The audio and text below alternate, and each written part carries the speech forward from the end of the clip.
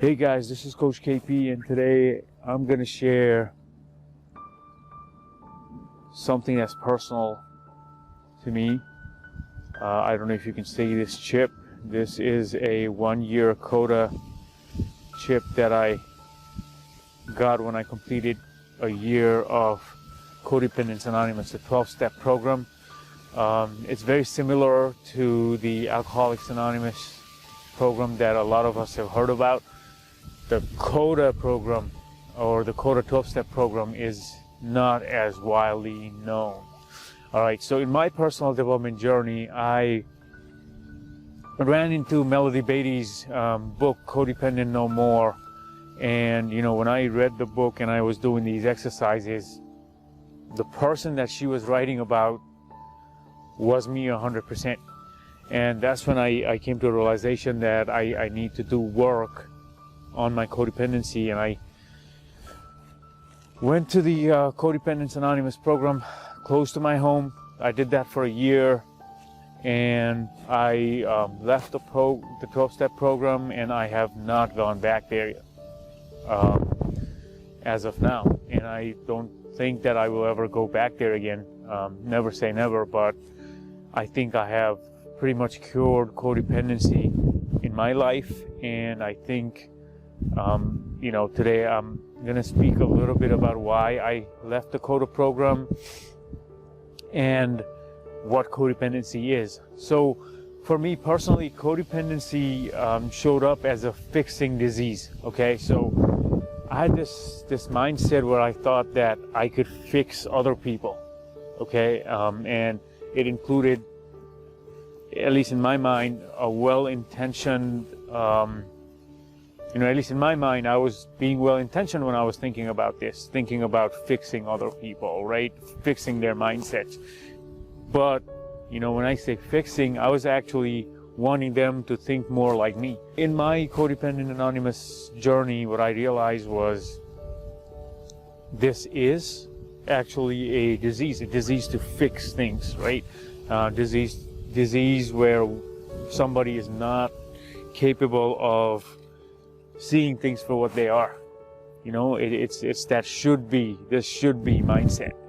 So in my journey, I did a lot of exercises, for example, envisioning the world or people around me that I wanted to change as they were, and accepting them with all their flaws. And it included me doing that exercise first to myself, about accepting who I am and all the perceived flaws that I thought were within me. So, you know, this was a very powerful mental exercise. I would, you know, journal a lot. I would, you know, go to these programs and admit every time I went, every week, that I would admit that I had codependency and it had taken over my life. So it made me aware of what my tendencies were at a given instance. And, you know, as soon as I saw myself going down that rabbit hole of fixing or, you know, not being able to take people for who they are, I would pull myself back and really focus on being present. Okay, so I did that. And, you know, like every other 12-step program, there is a lot that goes on in terms of the spiritual practices. There's some, you know, meditation type of stuff that we were doing every week. We were there, mostly contemplation, and, you know, really a community of people sharing and, you know, developing a bond. And that's when it gets tricky in a program like Codependents Anonymous, because when people go to CODA, they're not going there for alcohol, they're not going there for you know, a drug-related disease. They're really going there for process, and are addicted to people. Okay, so codependency is an addiction to people. It's a disease that shows up in interpersonal relationships. So one of the things that I really did not like about the CODA program is how, you know, a lot of people that came there didn't necessarily want to change. They were very codependent about their 12-step practice. In other words, every week you go in there, you'd make a statement somewhere along the lines of, hey, and this is me and I'm a codependent, week after week after week. And there's people that were doing the program for 25 years. Okay, they knew every codependent person in that town, and nothing against that, right? I mean, if you need to do the program for 25 years and that's how you are kind of getting yourself away from codependency, fine. But to me, it just looked not right. I mean, how does someone continue coming to a program for 25 years? You don't expect to go to a therapist for 25 years. Right? You expect to come out of that, whatever you're going to your therapy sessions for, in, maybe, I don't know, 10 sessions, 6 sessions, depending on what kind of therapy you're doing, right?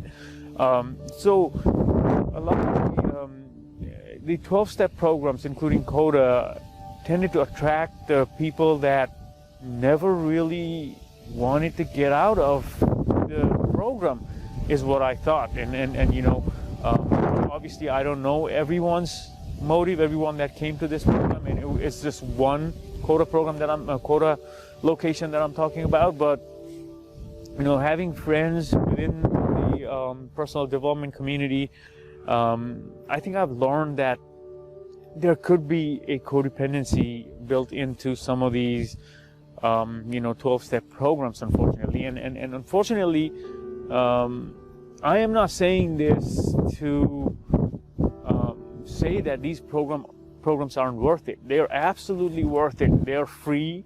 It's meant as a service for people. And a lot of people, year after year after year, are able to get out of their habitual patterns because of these programs. But what I'm saying here is we really need to self-evaluate when we are going through a program such as Codependents Anonymous, to see if we are able to now function without this program and really move past that, and start living the life, because when you go into these programs week after week after week, I mean, it's obvious that you will learn more. I mean, people share, and when you start talking about your issues, you will be more expressive within that community, and you will learn a lot. But at the same time, if you're never willing to come out of that, especially on a disease like codependency, where you are so fixed on fixing something and you are so attached with people that you have a hard time separating, it makes me question that, right? So I decided that, I put in a year. I was very aware of what I was doing in my relationships during that time. So I decided that that was it for me. And, I think I have pretty much recovered from codependency. I mean, of course, every now and then, some of these tendencies do show up, but, having the tools to really come out of it have helped me. And, I'm really thankful of the book, Melody Beatty's book, Codependent No More. I think it should be a mandatory read for every college graduate, regardless of your major, right? That's how strongly I feel about the disease, because there is really not a lot of awareness around codependency. Okay, so really what codependency does is it kind of acts as a barrier between us and seeing some of these dysfunctional patterns that we have built in our lives, because we are so focused on other people, okay, or so focused on fixing things that are wrong, except for looking inside and seeing that it's actually our thought process that is really messed up, and it's not other people that are in the need to be fixed. And when you do that, when you constantly try to fix other people, you cannot have a happy relationship. You cannot have a fulfilling relationship when you go in with an agenda, with a mental pattern that looks for things to fix in other people.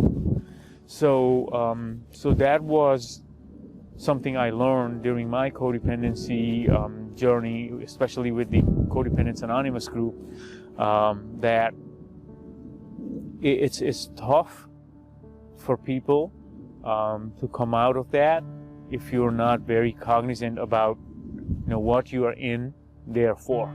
Because I don't believe you need 25 years to master anything. I really don't. I mean, especially if you're going there doing your work week after week after week, it's all about seeing your negative patterns and acknowledging them and then coming out of it, right?